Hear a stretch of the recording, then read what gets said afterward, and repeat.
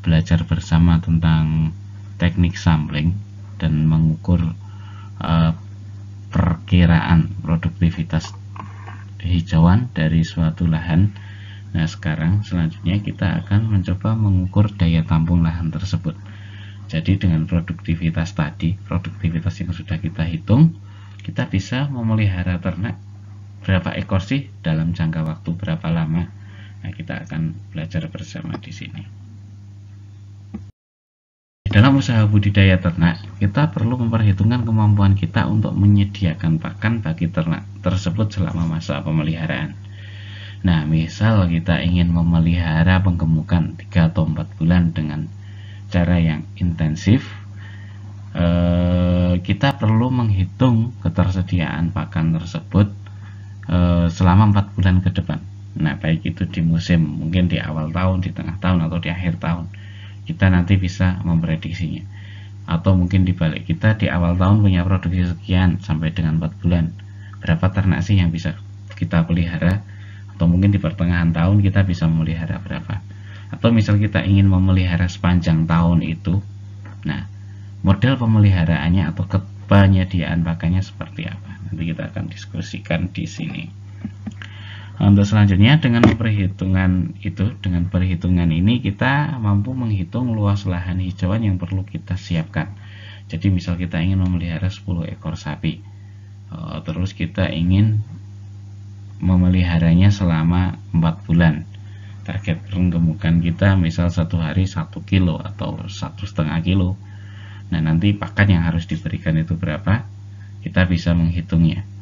Nah, atau mungkin sebaliknya, dengan luasan lahan yang sudah kita miliki, kita bisa menghitung berapa jumlah ternak yang dapat kita pelihara.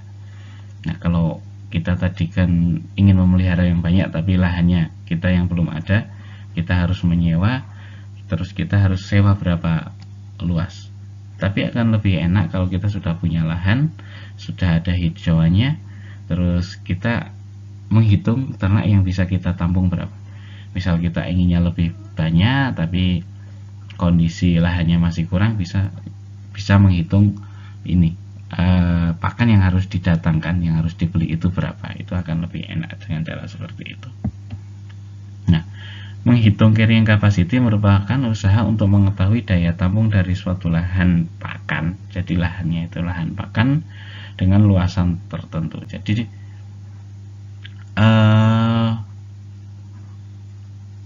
bukan cuma luasan sebenarnya. Jadi memang luasannya yang paling bagus. Kita dengan luasan tertentu kita bisa memprediksinya. Terutama nanti juga akan dipengaruhi dari jenis tanaman yang ada. Rumput odot terutama berbeda dengan rumput gajah karena biomasanya juga berbeda, jadi daya tampungnya juga akan berbeda. Jadi disesuaikan dengan sampling yang sudah kita lakukan tadi. Nah, sekarang langkah dalam menghitung daya tampung atau pentingnya menghitung daya tampung. Cara menghitung daya tampung yaitu dengan menggunakan perhitungan sampling lahan yang telah kita lakukan pada pertemuan berikutnya, sebelumnya. Jadi kita sudah memperhitungkan produktivitas lahannya itu berapa, mulai dari yang tanamannya seragam mungkin lebih mudah atau tanamannya yang bermacam-macam, itu juga akan mempengaruhi. Jadi setelah kita lakukan sampling tadi, kita lakukan luasannya berapa, misal kita ngambil sampel 1 meter persegi, luas lahannya itu ada 3 hektar atau 2 hektar, berarti dia ada 30.000 meter persegi. Nah, itu berapa jumlah produktivitas tanamannya yang bisa kita hasilkan. Nah, setelah kita ketahui perkiraan produktivitas lahan tersebut, selanjutnya kita akan membagi dari total produksi yang ada, dari yang 1 meter berapa dikalikan luasannya itu totalnya ada berapa. Kemudian kita akan membagi dengan konsumsi harian ternak. Misal sapi akan misal kita akan memelihara sapi atau domba. Misal sapi dia kebutuhannya 10 kg dry matter per hari. Nah, dia akan dipelihara selama misal 4 bulan, berarti dikalikan 120 hari. Nah, itu dari produktivitas lahannya tadi, terus dibagi dengan lama pemeliharaan dan konsumsi harian. Nah, kita akan mengetahui kebutuhan pakan kita berapa. Selanjutnya, produktivitas lahan tiap musim ini juga akan berbeda. Jadi setiap tahun itu produktivitasnya tidak sama, pasti akan berbeda-beda, sehingga perlu dipertimbangkan adanya tambahan pakan pada musim tertentu, nah terutama di musim kemarau, atau menyimpan pakan saat produksinya berlebih, terutama di musim penghujan saat produksinya berlebih. Misal kita bisa diperhitungkan bisa menampung kebutuhan untuk 10 ekor sapi, ternyata kita cuma memelihara 6 ekor sapi. Nah, yang untuk 4 ekor, jatah untuk 4 ekor ini kan pasti tidak akan terkonsumsi. Nah, ini akan lebih baik kalau kita preservasi, entah itu dengan cara dibuat hay atau dengan cara dibuat silase. Jadi kita bisa memenuhi kebutuhan pakan pada saat nanti di musim kemarau, saat produktivitasnya rendah. Misal tadinya bisa menampung 10, kita cuma memelihara 6, terus nanti pada saat produktivitasnya rendah cuma bisa memelihara 4 atau 5 ekor. Nah, silase tadi kita berikan di musim-musim tersebut. Nah, ini adalah contoh produktivitas rumput. Mungkin bukan contoh untuk produktivitas di lingkungan kita, tapi ini cuma sebagai gambarannya saja. Misal di bulan Januari dia bisa memproduksi, lahan tersebut bisa memproduksi lebih dari 35 ton.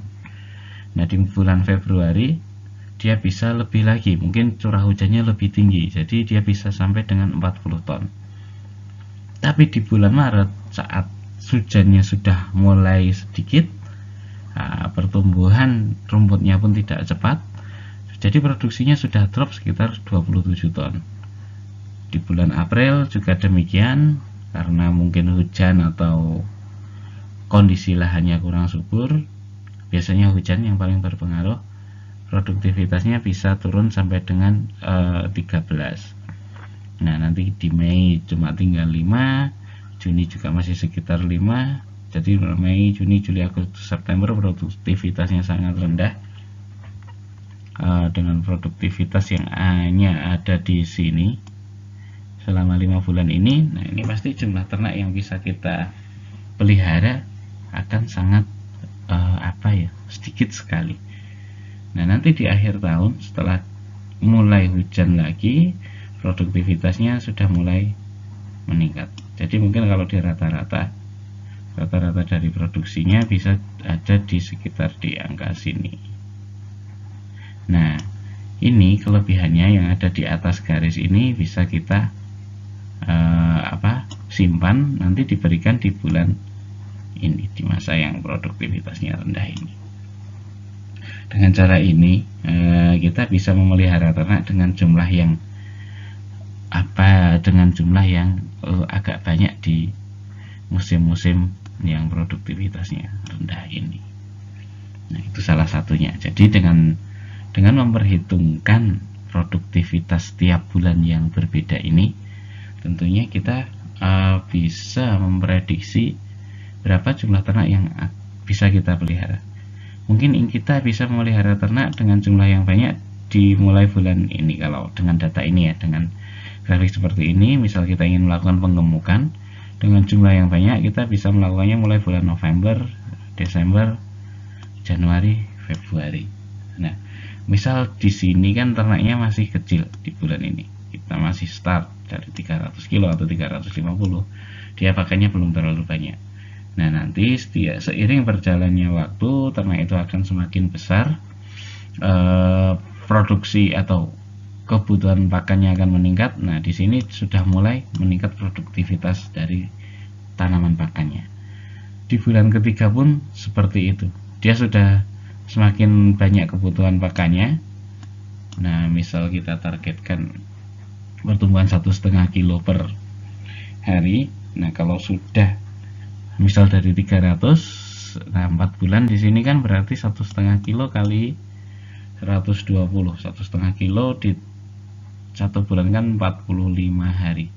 Nah, ini sudah naik sekitar 180 sampai dengan bulan keempat. Nah, kebutuhannya kan otomatis naik. Misal kita butuh bahan kering 3% aja, 3% kali 180 itu harus sudah sekitar 50 kilogram kebutuhan hariannya meningkatnya. Jadi dengan memperhitungkan atau mempertimbangkan jumlah produktivitasnya ini, nah kita akan mampu melakukan penggemukan ternak dengan optimal.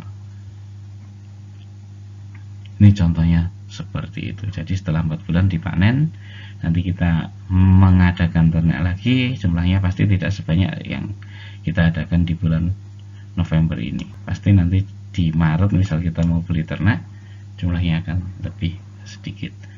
Atau mungkin misal di tiap bulannya kita juga melakukan pengadaan ternak, nah di bulan Maret ini pengadaannya sudah mulai berkurang. Nah, kecepatan pertumbuhan tanaman setelah dipanen atau regrowth, jadi kalau rumput itu kan dipanen dia tumbuh lagi, dan umur panennya sangat menentukan produktivitas dari tanaman yang ada atau produktivitas lahannya berapa. Jadi kalau kita tidak melakukan pemupukan, otomatis pertumbuhannya pun tidak akan cepat. Atau tadi mungkin di musim penghujan, regrowth-nya juga akan lebih cepat dibandingkan pertumbuhan tanaman kembali di musim kemarau, karena dia membutuhkan air yang sangat tinggi. Nah, umur panen pun juga akan berbeda, tapi kalau untuk jenis rumput tropis, rumput yang biasa kita tanam itu nanti dia akan ada puncak produksinya. Misal sudah 3 bulan, kita biarkan sampai dengan 4 bulan pun dia tidak akan bertambah jumlah produktivitasnya. Produksinya tidak signifikan pertambahannya, tapi yang jelas kadar seratnya yang akan bertambah. Tapi kalau antara 1 sampai dengan 2 bulan, grafik pertumbuhannya sangat tajam, sangat meningkat. Jadi kelihatan sekali pertumbuhan dari minggu ke minggunya sampai dengan umur 2 bulan. Nah, beberapa hal yang mempengaruhi pertumbuhan dan produktivitas tanaman. Yang pertama adalah kondisi musim dan curah hujan. Jadi mungkin di sini saya akan memberikan ini di musim kemarau di bulan Oktober tahun 2019 kemarin di lahan postik, di mana pada saat itu lahannya atau bukan lahannya, curah hujannya sangat rendah, pertumbuhan kembali tanamannya pun sangat rendah. Jadi dia tidak cepat bertumbuh tanamannya. Dan kita bisa lihat selain pertumbuhannya lambat, warna daunnya pun tidak hijau, lebih ke arah kekuningan karena airnya kurang dan penguapannya pun tinggi di situ. Nah, bagaimana dalam kondisi ini misal kita lakukan pemanenan, pun sangat sulit.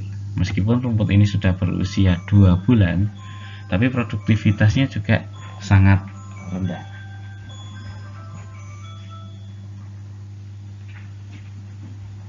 Dengan produktivitas yang rendah ini bukan cuma menyulitkan atau ternaknya tidak terpenuhi kebutuhan pakannya, tapi untuk mengambilnya, untuk ngaritnya itu pun juga sulit. Nah, bisa kita lihat di sini bapak-bapak yang ada di lahan semuanya posisinya jongkok, mereka sangat susah dalam mengoleksi hijauan yang ada seperti ini.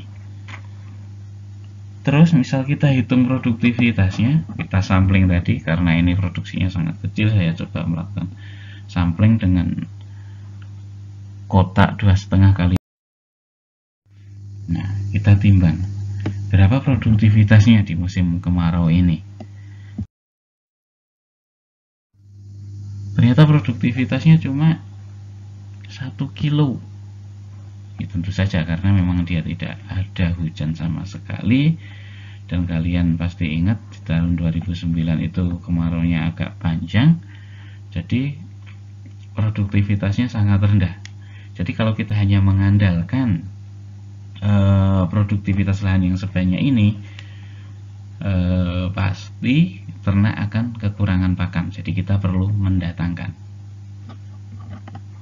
Seperti itu gambarannya. Jadi dengan ini termasuk sampling dan kita bisa menghitung carrying capacity-nya seperti ini. Jadi dengan produktivitas yang rendah, tentu tidak banyak ternak yang bisa kita pelihara. Nah, beberapa hal yang mempengaruhi pertumbuhan lainnya yaitu kesuburan tanahnya. Ini bisa dilihat bukan cuma tanahnya yang subur, tapi memang kondisi curah hujannya juga lebih tinggi dan sudah dilakukan pemupukan, otomatis pertumbuhan tanamannya juga berbeda. Walaupun ngaritnya itu juga tetap harus membungkuk, tapi paling tidak dalam satu rumpun kita bisa memperoleh hasil yang lebih banyak lagi. Jadi dengan perbedaan kesuburan tanah dan curah hujannya, kita bisa lihat produktivitasnya dengan luas lahan yang sama, kita memperoleh hijauan dengan berat 11 kg. Jadi sama-sama petaknya sekitar 2,5 kali 2,5 meter, rumputnya sama, rumput odot, umur panennya sama, sekitar 2 bulan, tapi karena dia sudah kena hujan duluan setelah dipanen, terus kita ukur, nah produktivitasnya bisa mencapai lebih dari 10 kali lipatnya. Nah, jadi ini merupakan pelajaran bagi kita semua. Fluktuatifnya ketersediaan pakan di tempat kita ini otomatis akan sangat mempengaruhi daya tampung dari suatu lahan yang kita miliki. Nah, terus yang terakhir adalah kondisi genetik tanaman, terutama adalah jenis tanamannya, yaitu rumput odot dengan biomasa yang kecil, yang jumlah produksinya cuma segitu, sekitar 10 kilo per 2,5 kali 2,5 meter. Nah, akan berbeda dengan rumput gajah atau rumput raja yang tinggi tanamannya bisa di atas 2 meter. Terus misal kita lakukan pencoperan di mana batangnya yang bawah itu, batang yang agak besar, kita cacah bisa dikonsumsi ternak. Nah, produktivitasnya pasti jauh lebih tinggi daripada rumput odot. Otomatis jumlah ternak yang bisa dipelihara, yang bisa ditampung dengan jenis rumput itu juga akan lebih banyak lagi. Jadi misal kita ingin memelihara ternak dan kita cuma memiliki lahan yang sempit, ya sebaiknya kita tanam hijauan dengan produksi biomasa yang tinggi. Tapi kalau kita tidak memerlukan ternak yang banyak, ya mungkin bisa seperti di Volpangten ditanam rumput odot seperti itu. Jadi tergantung dari kebutuhan kita dan target dari jumlah ternak yang kita pelihara. Nah, karena curah hujan sangat berpengaruh terhadap pertumbuhan tanaman, kita bisa lihat di contoh gambar tadi, perbedaannya sampai dengan 10 kali lipat, di mana di musim kemarau itu kan cuma 1 kilo, sedangkan di musim penghujan bisa mencapai 10 kilo. Nah, kita memerlukan data curah hujan dari BMKG, Badan Meteorologi dan Geofisika, atau mungkin kita perlu mempunyai perakiraan cuaca sepanjang musim yang akan berjalan ini. Jadi dengan adanya perkiraan hujan di bulan apa saja, kita bisa memprediksi produktivitas lahannya berapa. Nah, kita juga bisa memprediksi jumlah ternak yang akan kita pelihara berapa, atau kita bisa menghitung kelebihan pakan atau kekurangan pakan pada tiap bulannya. Terus sampling produksi tadi itu akan lebih baik jika kita lakukan bulanan, karena tiap bulan kan curah hujannya berbeda. Jadi kita bisa melakukan menghitung produksi lahan itu tiap bulan sebagai acuan dalam usaha kita membudidayakan ternak pada tahun-tahun ke depan.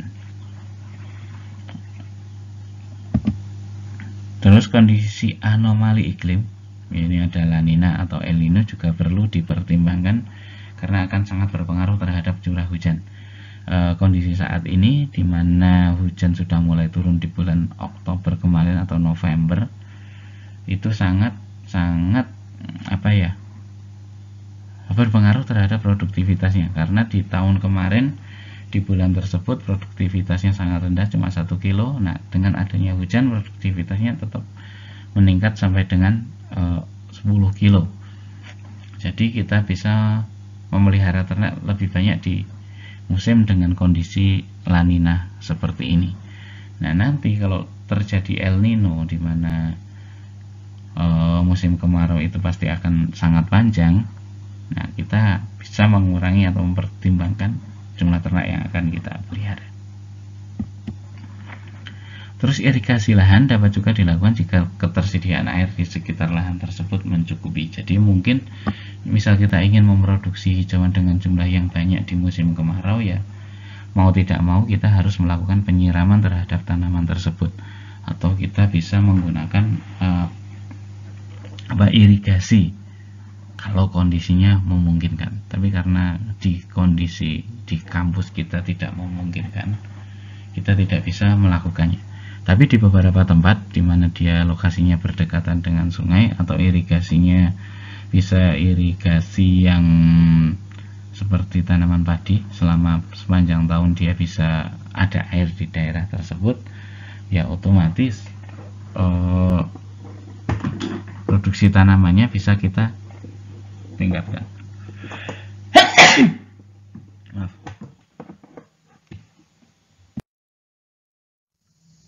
Nah, ini contoh data curah hujan dan temperatur.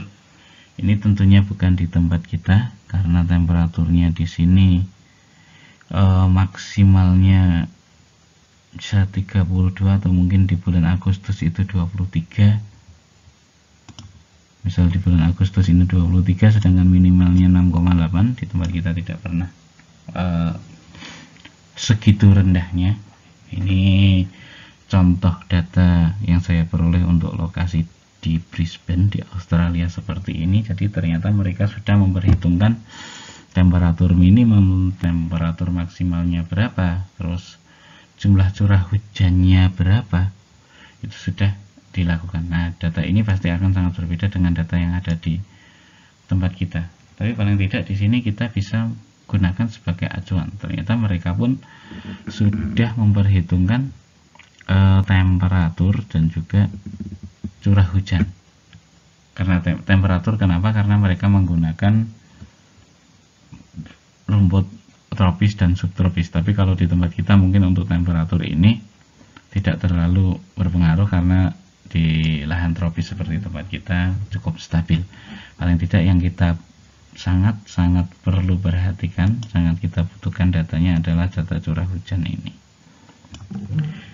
Ini yang sangat kita perlukan dalam usaha budidaya tanaman. Nah, untuk growth index, mungkin karena kita bukan pastur, bukan memelihara lahan penggembalaan, jadi mungkin ini bisa diabaikan karena pertumbuhannya di sini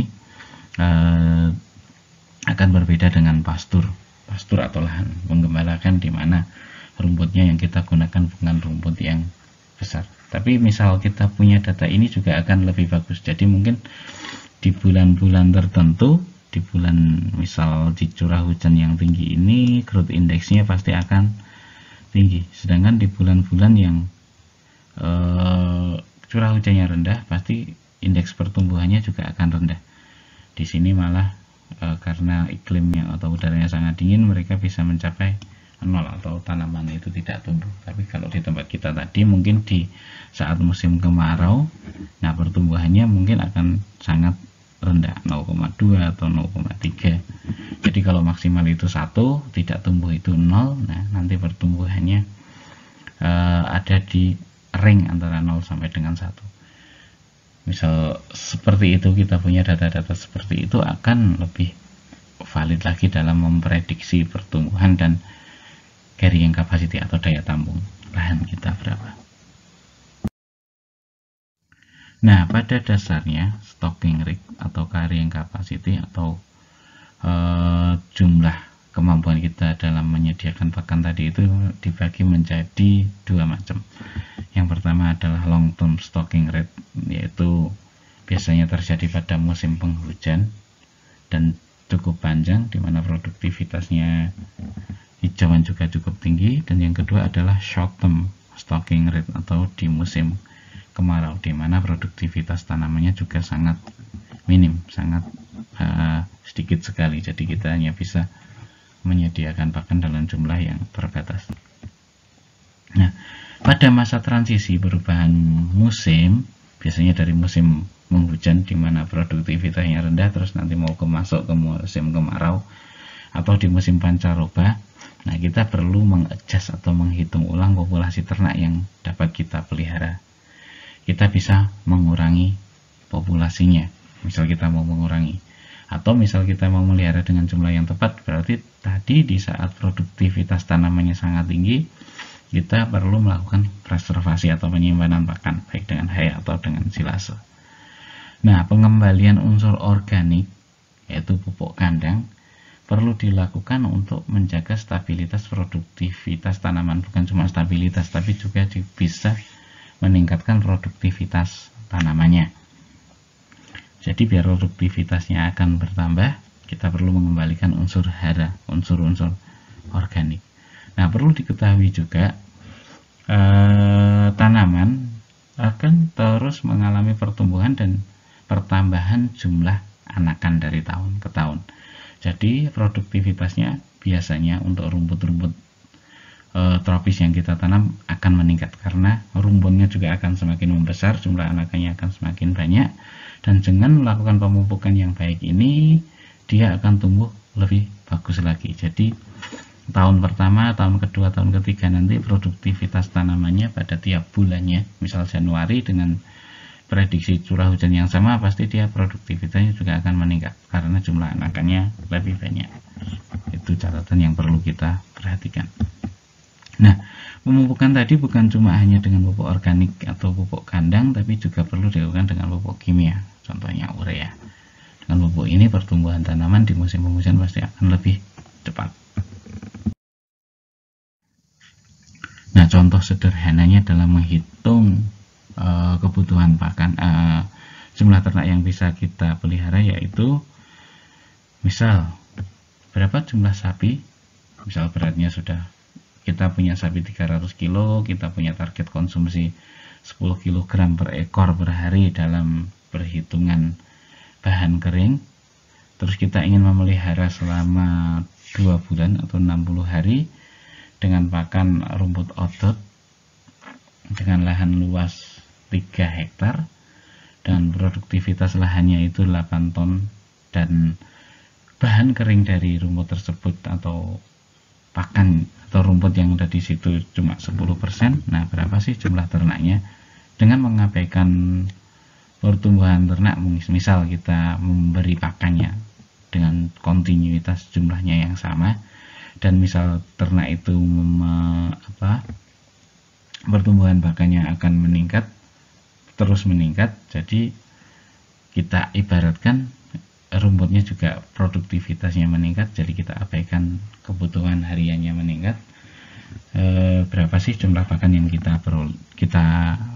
jumlah pakan yang kita dapatkan tadi bisa untuk memelihara berapa ekor ternak sih? Jadi pertama sudah kita ketahui konsumsi hariannya 10 kilo DM per ekor per hari.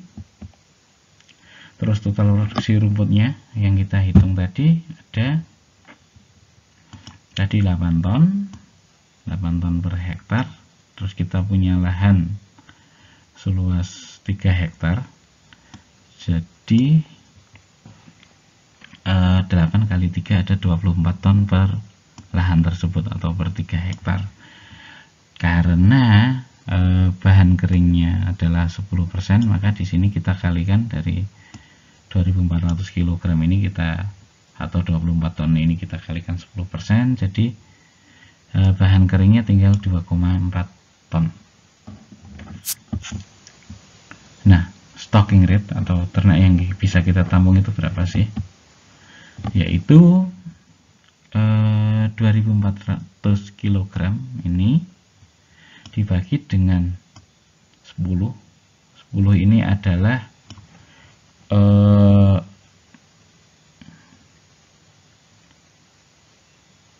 konsumsi hariannya. Jadi konsumsi harian ternak ini kan 10 kg per ekor per hari. Terus masa pemeliharaannya adalah 60 hari, jadi kita kalikan. Jadi dari 2400 ini kita bagi dengan 10 kg kali 60 hari, 10 gram per ekor kali 60 hari ketemu 600. Jadi jumlah ternak yang kita pelihara sebanyak 4 ekor sapi. Jadi dengan produktivitas tanaman yang tidak terlalu tinggi, kita bisa menampung 4 ekor sapi selama 2 bulan. Nah, nanti kalau produktivitas tanamannya pas meningkat, otomatis nanti kita bisa menyesuaikan, karena di sini angkanya bukan 2400, misal di sini angkanya adalah 3000 atau 3 ton. Nah, dibagi 600 berarti nanti di sini akan menjadi 5 ekor. Atau mungkin di sini lebih rendah, pasti di bawahnya juga akan rendah. Nah, jadi tiap musim jumlah ternak yang kita pelihara bisa berbeda. Ini adalah ilustrasi lahannya. Misal kita punya lahan tadi yang luasannya adalah 3 hektar. Nah, ini gambarannya tanaman itu umurnya sama, semuanya sama. Tapi hal seperti ini mungkin terjadi pada saat awal-awal penanaman. Jadi belum ada dilakukan pemanen. Jadi semua hijauan masih utuh, belum kita panen. Namun kondisi real saat kita sudah melakukan pemeliharaan ternak pasti akan berbeda. Kondisinya akan seperti ini. Nah, seperti ini. Jadi kita sudah melakukan pemanenan. Ibaratnya misal kita sudah panen berkali-kali, ini yang terakhir dipanen.